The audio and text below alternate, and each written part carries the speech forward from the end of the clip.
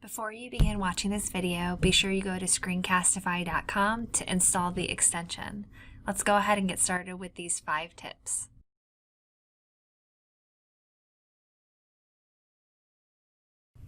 So let's say I want to record myself giving this presentation.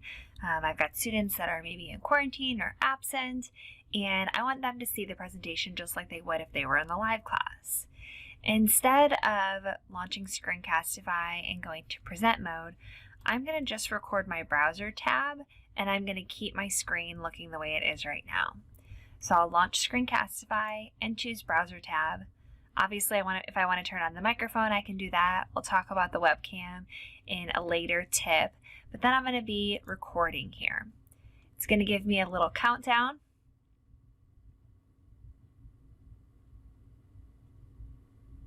And then I'm ready to record, and I'm going to continue to record my video.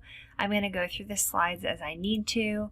What I really like about doing it this way is that I'm able to see what slide is coming up next, so I can anticipate how I'm going to do my transitions, and there's really no guesswork in how I'm presenting. When I'm done, I'm just going to click my Screencastify logo again and stop. Now Screencastify is going to open my video in a new tab, and I'm going to do some edits. Once it fully loads, just depending on how long your video is, it might take a couple minutes to load, I'm going to choose Open in Editor.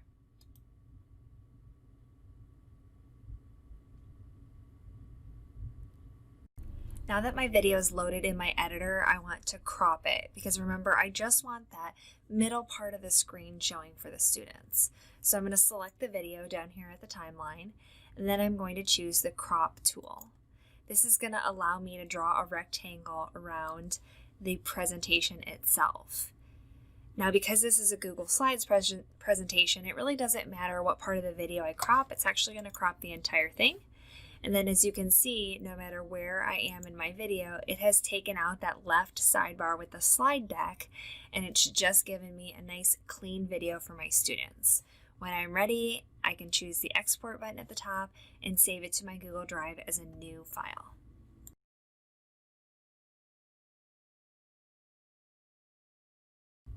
If you haven't spent very much time in the Screencastify editor, you might not realize everything that it can do. So we've already talked about the fact that we can crop a video in here where we're actually cropping the screen that we can see.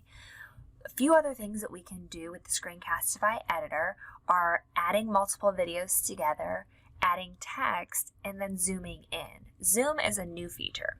So let's first talk about adding multiple videos together. So let's say you create a video and maybe you only did half of the video and you're going to come back and do the other half later. You want to merge 2 videos or even more videos together. So let's look at how we can do that. We're going to actually click on this blue plus button here, and it's going to allow us to add a clip. This also works if maybe you make a 5-minute video and you want to redo a section in the middle of the video. Don't record the whole thing over again. Just record that middle section, make your edits, and then add that new clip right in the middle of your video. So I can either upload from my computer or I can upload from Google Drive. So I'm going to upload from Google Drive, and I'll probably just attach that video that I just did in the other tip. So here's my other video I'd like to add. I'm going to choose Select, and it's going to process that video and add it to my clip. So now I've got 2 video clips down here at the bottom. If I make a split in the middle of this clip, I can also click and drag these to rearrange them. So it makes it really easy for us to create videos from several different clips. The next item that I'd like to talk about is adding text. So let's say at the beginning of this video, I actually want to add a title or a text header. So I'm going to choose on my timeline where I'd like that header to go. I'm going to click on the T, and then it's going to allow me to add text. So maybe this is my title. For my video, I can change the way that text looks if I'd like. I can change the font. I can change the size. all of these items here, I'm able to change even where my text shows up. So there's a lot of different ways that I am able to add text over my video. You can see here I've got this pink text right here. I can also drag that if I maybe didn't put it in the right spot or I need it to be sooner. I'm also able to drag out the ends. So if I'd like that title to show up for a longer amount of time, I'm able to do that easily. The last item I'd like to show you is Zoom. So I get here on the website and I want to show everyone where they would click to actually access our YouTube channel. So I'm going to click my Zoom button here, and then this window is going to highlight where it's going to zoom to. So I really want it to zoom like right there. Over here on the side, I can choose how fast or slow it zooms. And then on my timeline here, I had a pink text box, but now I have a green zoom. So let's see what this looks like when our video plays. So we get to this point on the website, and then you can see it zooms in, and then it will zoom out. I can always click on this and change the speed or change the duration of that zoom. So if I want it to stay zoomed in for longer, I'm able to change that on my timeline as well. As a reminder, as soon as I'm done making any edits, I choose export at the top right, and I save that new video to my Google Drive.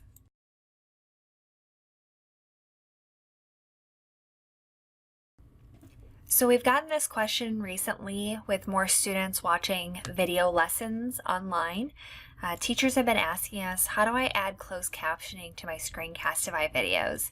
And the easiest way to do that, honestly, is to publish your video to YouTube. I know that can seem a little scary, so I wanted to show you how I like to publish them and still keep them kind of private. So I'm in my Screencastify just viewer, so the video just recorded and it just finished recording, and it's opened up this window. So over on the right hand side, I'm going to choose Publish to YouTube. You do want to make sure that you have your YouTube channel set up already, so you can see mine says Sarah Margison here. It's currently set to private, but I really need it so that the students can view it. So instead of private, I like to choose unlisted. So nobody's going to be able to search for it, but if my students have the link, then they're able to get to it. So I'm going to change the information here to just closed captioning example. And then I'll choose upload. So now it's going to go ahead and upload to YouTube. We're going to give that a second, and then we'll check out the closed captioning. So now I have a video that I've uploaded to YouTube, and this is one similar to a Screencastify video. I've allowed YouTube to do automatic closed captioning. So down at the bottom, I see this CC subtitles and closed captioning. Students will be able to click this, and then automatic closed captioning will happen during the video. So as you can see, this video is playing and closed captioning is showing up at the bottom.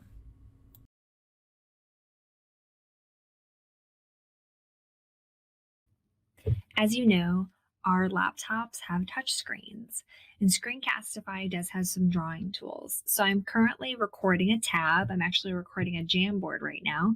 And in the bottom left-hand corner, I get my drawing tools, and I'm able to click on the pencil. I can change the color of that, and then I can use my pen. I know you can't see my pen, but I can use my pen on my screen to actually draw.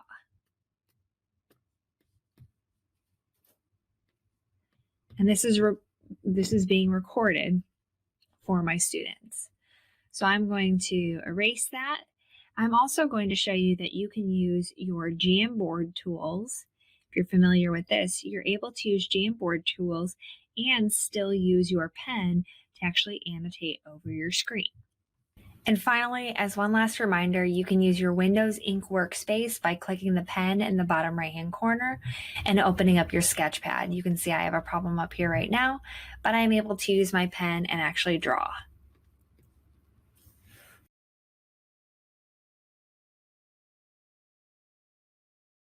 In our last tip here, I'm going to show you how to make some adjustments to your webcam to meet your needs. So I'm going to start a Screencastify recording, and I'm going to be recording my browser tab. I'll want to make sure that my webcam is turned on here to record, and then I'll choose record.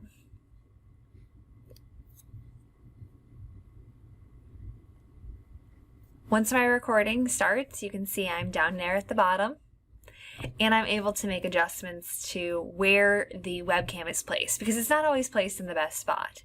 So if I'm going to be using my crop feature, maybe I want my webcam to actually show up over my slideshow. So I'm able to talk about the slides and then actually give the students some pointers about things like, hey, look over here, things like that.